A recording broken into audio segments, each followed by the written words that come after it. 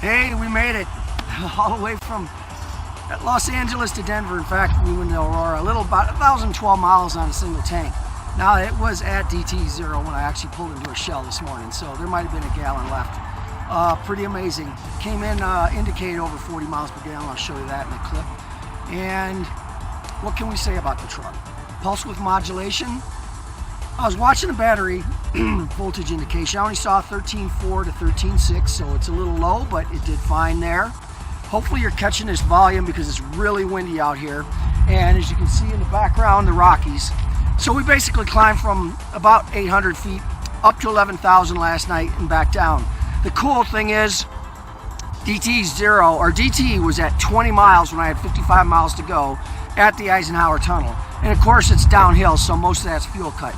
I had a DPF regen, the only one on the trip, right here in Aurora, so that knocked out a few tenths. But we finished up at 40.2 indicated in the winter with snow, with, let's say it was 90 degrees as a high between Irving and Long Beach, and I had a low of -8 between the Vail Pass and the Eisenhower Tunnel.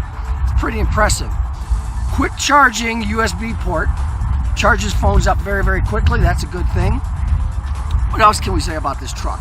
Comfortable. To keep this thing in its most efficient zone, you really have to fake shift it. Every time you see RPMs around 1850, back off and quickly apply and you'll see it drop down. Sometimes with a lot of torque going on when you're climbing or a lot of heli acceleration, it doesn't want to do that until you get about 57, 58 miles per hour to get that last 8th gear in. If you can't get into 8th gear, that's fine. Stay in 7th. Slow your speeds down during the heavy climbs and keep your RPMs, try to keep them below 1500. That's the key to this truck. Keep your RPMs low like a diesel wants to be, and it will skip the pump time and again for the life of the truck. Fantastic drive. Can't say enough for the Ram truck, and if you're considering one, please consider this as your #1 choice. The diesel is going to save fuel. We saw prices up to 40% less, or 40 cents less per gallon in California. About the same through Utah and western Colorado, and about 10 to 15 cents more here in central Colorado. That does change across the country, but in California in particular, it's cheaper. So why wouldn't you want to drive a super diesel rather than a gas truck? You get more range, you get better resale. You can get this truck for under 30 grand.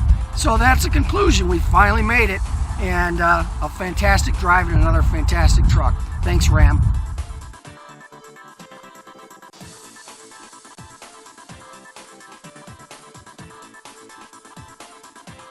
Here we are at the 2016 Milwaukee Auto Show, and what do we have behind us? The 2016 Ram 1500. Special about this, it's called EcoDiesel. As you know, we've just did that drive from LA to Denver without refueling, climbing over 11,000 feet. Spectacular. How can you get 40 miles per gallon in the midwinter while you're climbing over 11,000 feet from basically sea level, finish up at 5,400? The Ram EcoDiesel did it. Saying that, however, think about the sales of this. Last year they sold 451,000 Rams. That's over 4 miles of Rams every single day. Huge amount. That was up about 2.5% in January, with 2 days less selling days than there was in January of 2015. They were still up 4.5% or so, and for a daily selling rate basis, up 13%. That's huge. That's huge. The EcoDiesel accounts for about 15% of sales, which isn't a lot, but they're still pushing to move that bar a little bit further. In the recent PickupTrucks.com shootout, you saw the Fuel Economy Challenge. This thing killed it. The Ram 1500 with EcoDiesel averaged 31 miles per gallon, both loaded and unloaded, loaded with 1,500 pounds on their 120-mile highway shootout. The competitors, let's say the Ford F-150 with a 2.7 liter EcoBoost, lightweight chassis, the greatest thing since sliced bread, 21. So you have the Ram 1500 with EcoDiesel at 31, Ford EcoBoost 2.7 liter, their latest and greatest at 21. 31, 21. Think about the fuel savings on that. Just think about that. The Silverado 5.3 V8 just came in right about the same level, 21, not 31, 21. And then the Tundra came in at a 20 and 17 loaded, even further down the list. This thing can save you time at the pump, huge range, excellent fuel efficiency. So even, especially in California where diesel's much less expensive than gasoline, you're going to save a lot. Even in areas where diesel might be 20-30 cents more per gallon, this is still going to save you money because it is so much more efficient than a gas engine.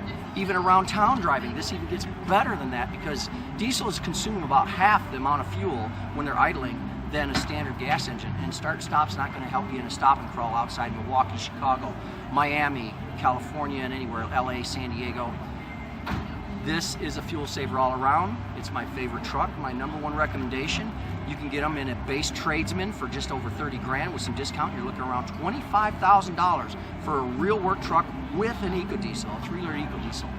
420 pound-foot of torque, 240 horsepower. It's not going to win races in a drag race, but it is going to go from point A to point B in an efficient fashion, and you enjoy the diesel experience.